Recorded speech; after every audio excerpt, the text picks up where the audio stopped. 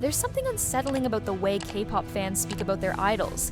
You'll hear phrases like, "he saved me," or "she's my everything," and it sounds less like admiration and more like devotion. Not casual, not normal, devotion that borders on worship. At first glance, K-pop is just flashy music, synchronized dancing, and expensive visuals, but beneath the surface lies a deep psychological grip that some fans don't even realize they've fallen under. In some fan circles, idols aren't just celebrities. They're living gods. They're worshipped, protected, and obeyed. Their mistakes are forgiven.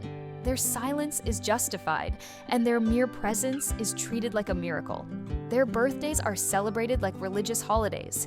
Their faces are plastered across cities on massive billboards, funded not by corporations, but by fans.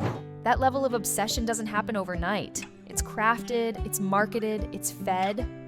K-pop idols are engineered to be everything you want.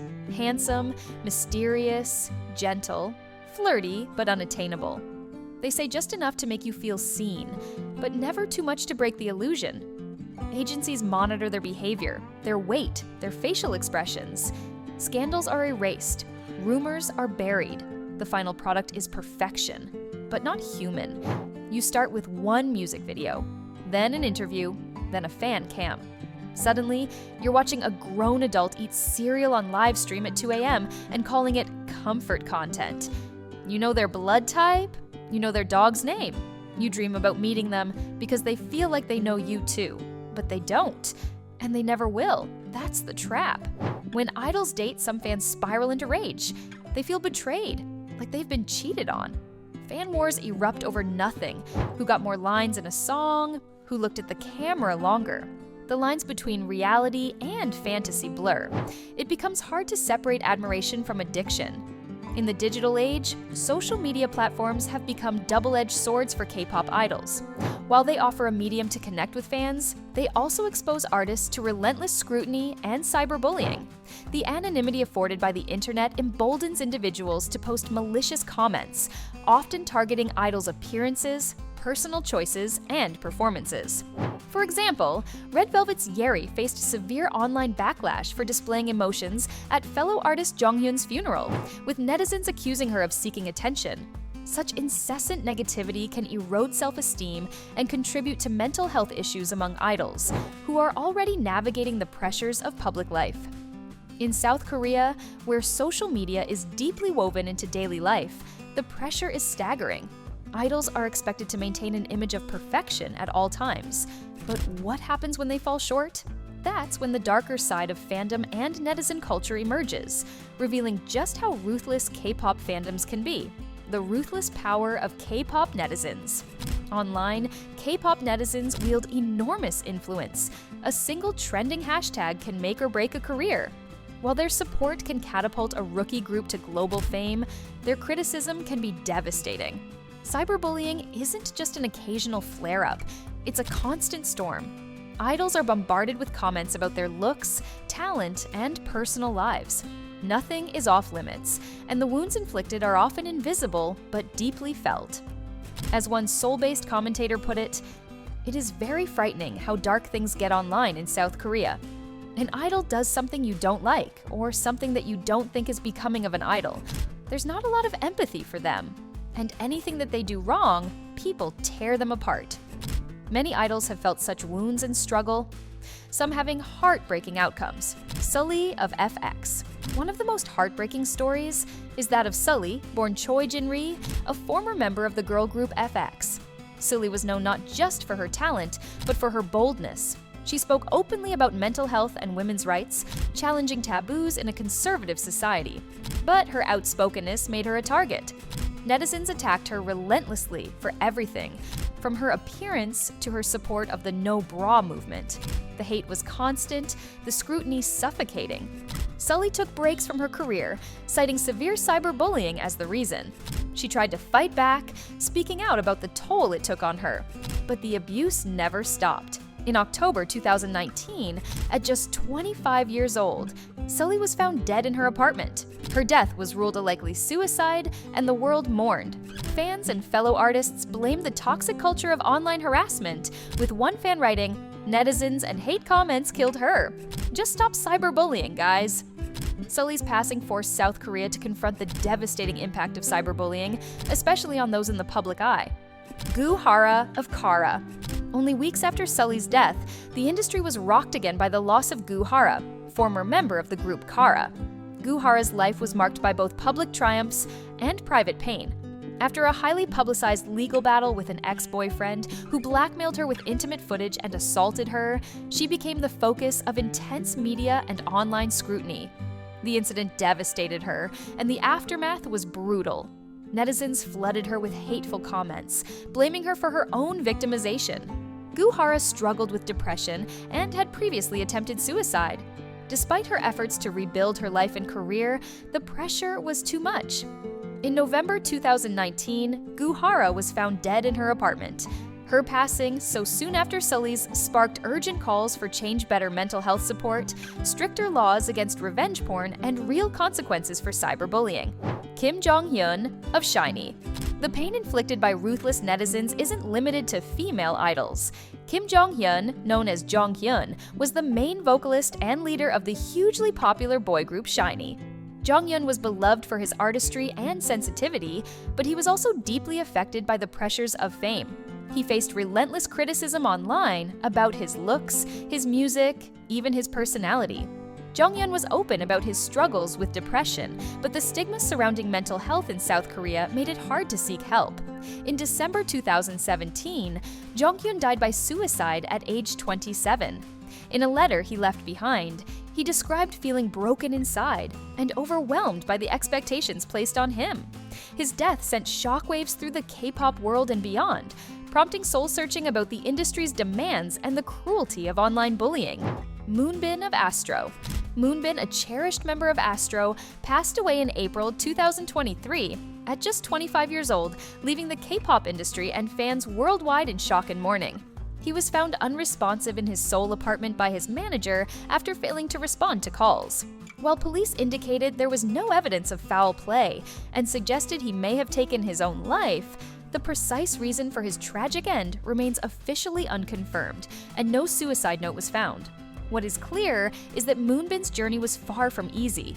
Throughout his career, he was open about his ongoing battles with anxiety and depression, struggles that began in his youth and continued into his years as an idol. In interviews, he spoke about attending therapy, taking medication, and relying on exercise and support from loved ones to cope with the immense pressures of his profession.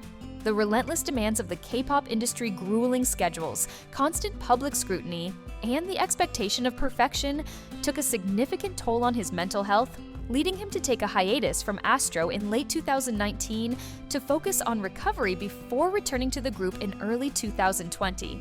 Just weeks before his passing, Moonbin reportedly experienced dizziness and fatigue at the airport, a sign of the physical and emotional strain he was under.